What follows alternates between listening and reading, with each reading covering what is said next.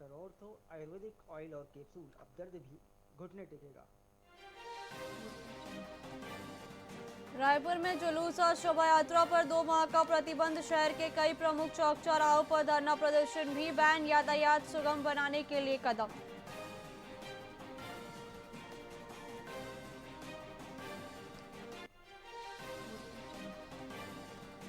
Korea के 3 गांवों में सप्ताह भर पहले मनाई गई होली। पूर्वजों की परंपरा निभाते हुए ग्रामीणों ने मनाया त्योहार। फाग गीतों और मांदिर की थाप पर झूमे ग्रामीण।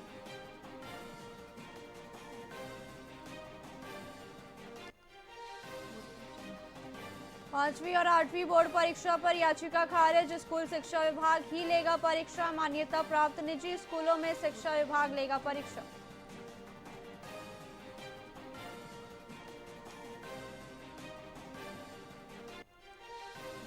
बलौदाबाजार कोर्ट को बम से उड़ाने की धमकी। ईमेल से मिली ब्लास्ट की चेतावनी। सुरक्षा एजेंसियां अलर्ट और डॉग स्क्वाड ने की जांच।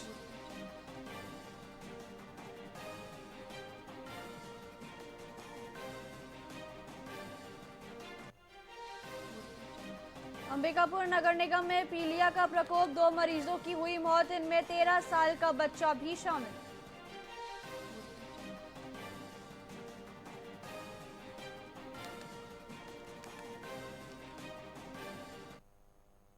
नमस्कार, आप देख रहे हैं वीआईपी न्यूज। मैं उपराजी। आइए रुक करते हैं खबरों की। रायपुर में स्वास्थ्य मंत्री श्याम बिहारी जायसवाल ने कहा कि बीजेपी सहयोग केंद्र में मंत्रियों द्वारा समस्याओं का समाधान किया जाता है। बजट सत्र के तीसरे दिन पेश 2047 के बजट को जनहितकारी बताते हुए उन्होंने स्वास्थ्य क्षेत्र में नए मेडिकल इंस्टीट्यूट और नर्सिंग कॉलेज खोलने की घोषणा की है। अंबिकापुर में पीलिया से मौत पर जांच का आश्वासन दिया। साथ ही फिल्म सिटी मुद्दे पर कांग्रेस पर निशाना साधा।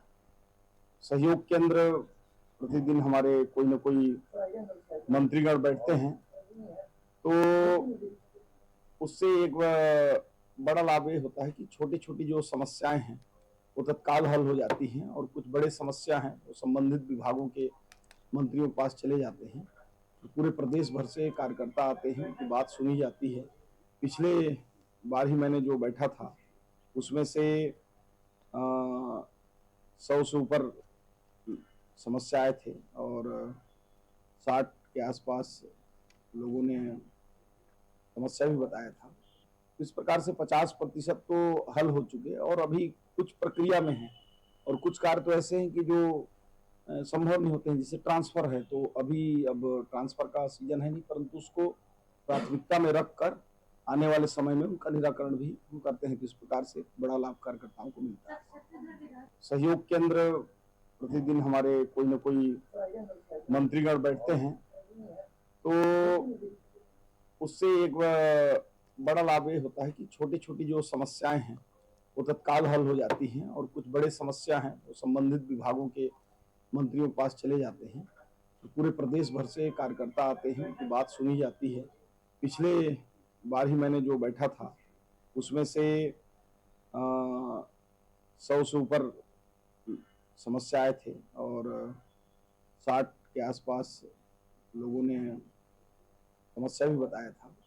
इस प्रकार से 50% तो हल हो चुके हैं, और अभी कुछ प्रक्रिया में है, और कुछ कार्य तो ऐसे हैं कि जो संभव नहीं होते हैं। जैसे ट्रांसफर है, तो अभी अब ट्रांसफर का सीजन है नहीं, परंतु उसको प्राथमिकता में रखकर आने वाले समय में उनका निराकरण भी हम करते हैं। तो इस प्रकार से बड़ा लाभ कार्यकर्ताओं को मिलता है। चंपा तहसील क्षेत्र में अवैध ईंट भट्टों का संचालन तेजी से बढ़ रहा है। कई भट्टे बिना लाइसेंस और पर्यावरण स्वीकृति के खुलेआम काम कर रहे हैं। इससे धुआं फैलाकर ग्रामीणों की सेहत प्रभावित हो रही है और कृषि भूमि की उर्वरता कम हो रही है। स्थानीय लोगों का आरोप है कि संबंधित विभाग की कार्रवाई न के बराबर है, जिससे भट्टा संचालकों के हौसले बढ़े हैं। उच्च अधिकारियों से तुरंत जांच और नियमों का कड़ाई से पालन कराने की मांग की जा रही है, ताकि राजस्व नुकसान और पर्यावरणीय खतरे को रोका जा सके।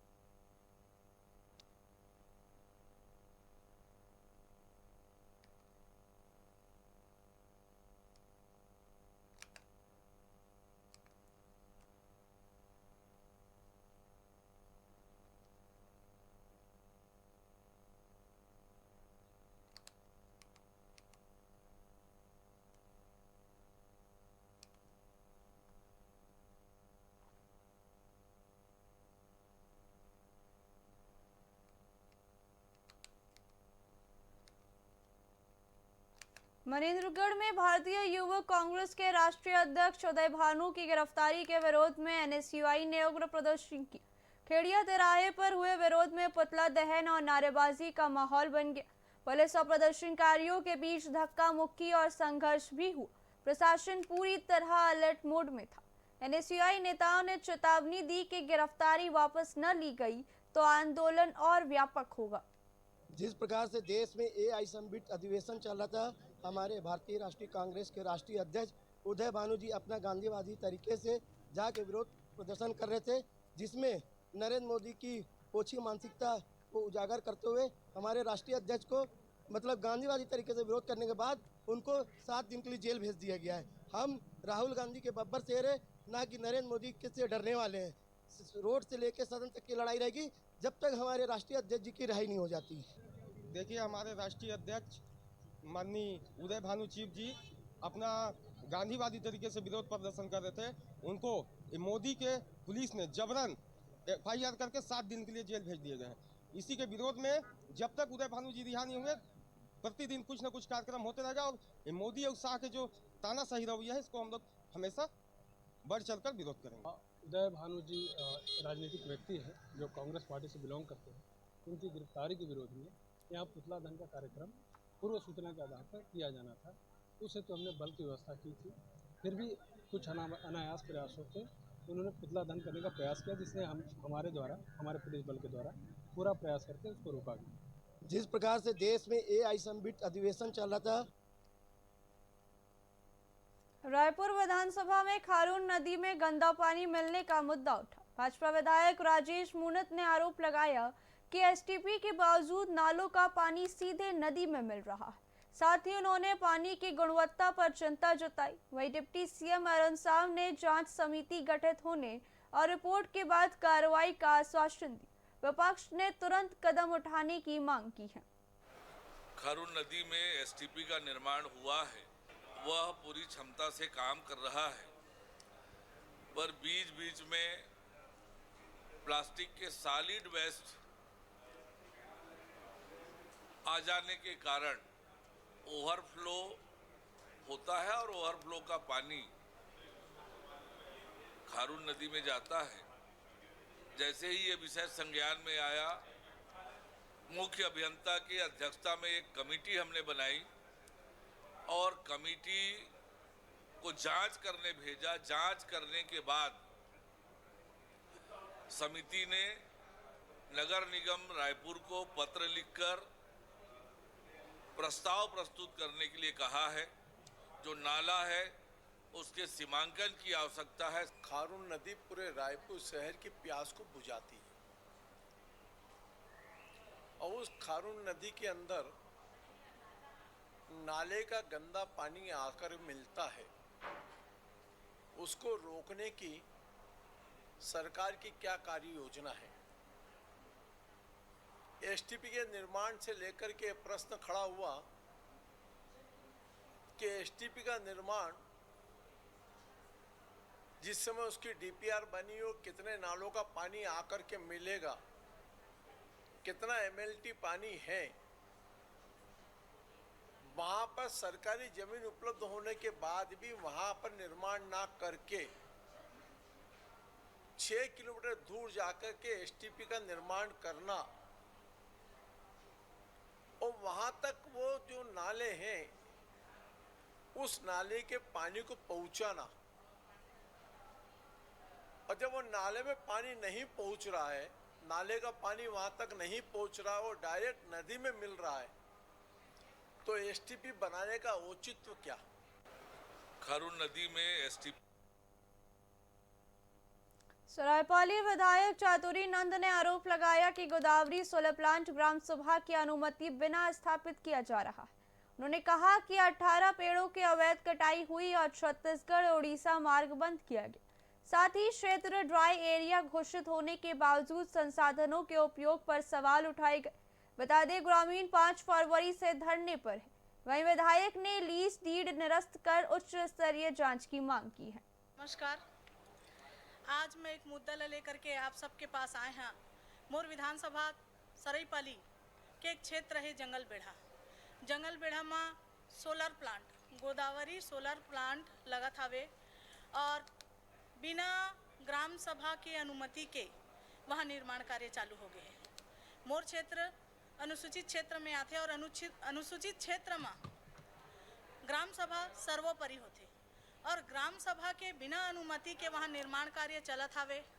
एकर अलावा 4 ठो तालाब ला पाट दिए गए हैं। हरेली सहेली पट्टा मिले रही से 90 किसान मन ला, वो 90 किसान मन ला बिना नोटिस दिए मन ला जमीन से बेदखल कर दिए गए हैं। एकर अलावा 2 राज्य ला जोड़ने वाला सड़क उड़ीसा और छत्तीसगढ़ ला जोड़ने वाला जो सड़क है, जो रद्दा है, जो डहार है, वो डहार ला भी बंद कर देगी हवे। एकर अलावा जो एनिकेट बने हैं और एनिकेट में नाला से जो पानी जाते उन नाला मन ला भी पाट दिए गए हैं। संगवारी हो, मैं ये बताना चाहा था कि जंगल पेड़ा जो गांव है वो ड्राई एरिया के अंतर्गत आते और ड्राई एरिया के अंतर्गत आने वाला एक गांव में अगर तालाब ला पाट दिए जाते, एनिकेट ला पाट दिए जाते, नाला नदी नाला ला बंद कर दिए जाते, तो वहाँ पानी की व्यवस्था कैसे हुई। मैं मांग कर रहा था कि ये जो गोदावरी पावर प्लांट है का लीज ला निरस्त करे जाए। रायपुर में विधानसभा के बजट सत्र के तीसरे दिन नशीले पदार्थों का मुद्दा उठा। गृह मंत्री विजय शर्मा ने कहा कि एनडीपीएस एक्ट के तहत कार्रवाई जारी है। 16 मामलों में संपत्ति अटैच की गई। वहीं 2022 से 2025 में कुल 1,05,811 किलो नशीला पदार्थ नष्ट किया गया। 1923 टोल फ्री नंबर सक्रिय है और सरकार मादक पदार्थों के खिलाफ दृढ़ता से काम कर रही है। इस एनडीपीएस के विषयों को लेकर के आज ध्यानाकर्षण था। माननीय सदस्य अजय चंद्राकर जी और माननीय वरिष्ठ सदस्य धर्मलाल कौशिक जी के माध्यम से आया था। तो उस विषय पर मैंने पूरा विषय सामान्य सदन के समक्ष रखा है और ये बताया है कि पिट एनडीपीएस एक्ट जो है 1989 का, उस पर कभी कार्यवाहियाँ होती नहीं थी। विष्णुदेव साय जी की सरकार बनने के बाद पहली बार पिट एनडीपीएस के माध्यम से कार्यवाही हुई और 145 प्रकरण पंजीबद्ध। ड्रग का व्यापार करने वाला होता है, वो पैसे कमा लेता है और 6 महीना जेल काट कर आकर के उस पैसे को एंजॉय करता है जीवन में। ये नहीं हो पाएगा। इसके लिए फिर से मैं आपसे कहना चाहता हूं कि विष्णुदेव जी की सरकार में ही ये काम अभी प्रारंभ हुआ है। सफेमा कोर्ट के माध्यम से कुल मिलाकर के 16 ऐसे प्रकरण हुए जिसमें प्रॉपर्टी अटैच किया गया है।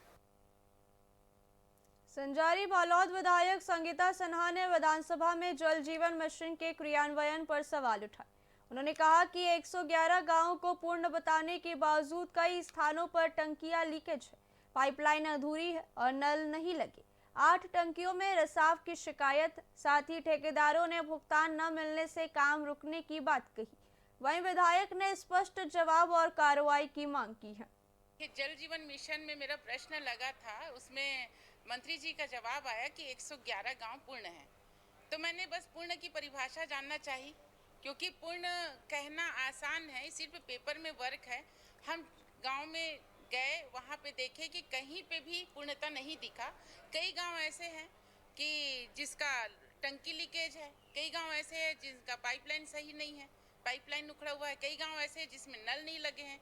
और उसके बाद पूर्णता होने के बाद जो उसका जो खर्च आ रहा है उसको पंचायत उठा रही है।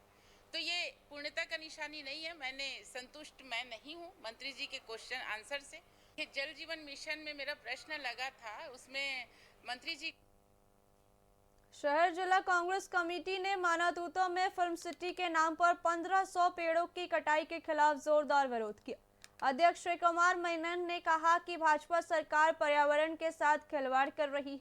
विरोध में कांग्रेस कार्यकर्ताओं ने पेड़ों से चिपक कर चिपको आंदोलन किया और सरकार को चेतावनी दी कि पर्यावरण को नुकसान पहुंचाने वाले कदम बर्दाश्त नहीं होंगे।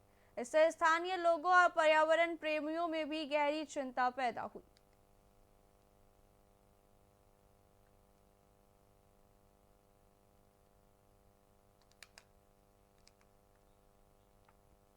रायपुर में स्वास्थ्य मंत्री श्याम बिहारी जायसवाल ने प्रदेश के नए बजट को विकसित भारत 2047 के संकल्प का आधार बताया है।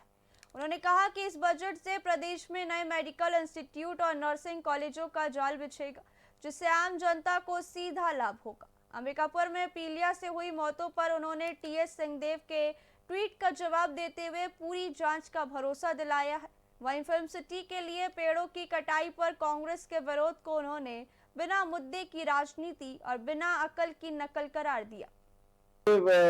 सहयोग केंद्र प्रतिदिन हमारे कोई न कोई मंत्रीगण बैठते हैं, तो उससे एक बड़ा लाभ ये होता है कि छोटी छोटी जो समस्याएं हैं वो तत्काल हल हो जाती हैं, और कुछ बड़े समस्या हैं तो संबंधित विभागों के मंत्रियों के पास चले जाते हैं। 16-17 लोगों की समस्या तत्काल हल कर दिए, और कुछ समस्याओं को जैसे 16 लोगों के कुछ समस्याएं थी उसको बाद में हल किए। इस प्रकार से 50% तो हल हो चुके, और अभी कुछ प्रक्रिया में है, और कुछ कार्य तो ऐसे हैं कि जो संभव नहीं होते हैं, जैसे ट्रांसफर है, तो अभी अब ट्रांसफर का सीजन है नहीं, परंतु उसको प्राथमिकता में रखकर आने वाले समय में उनका निराकरण भी हम करते हैं। तो इस प्रकार से बड़ा लाभ कार्यकर्ताओं को मिलता है।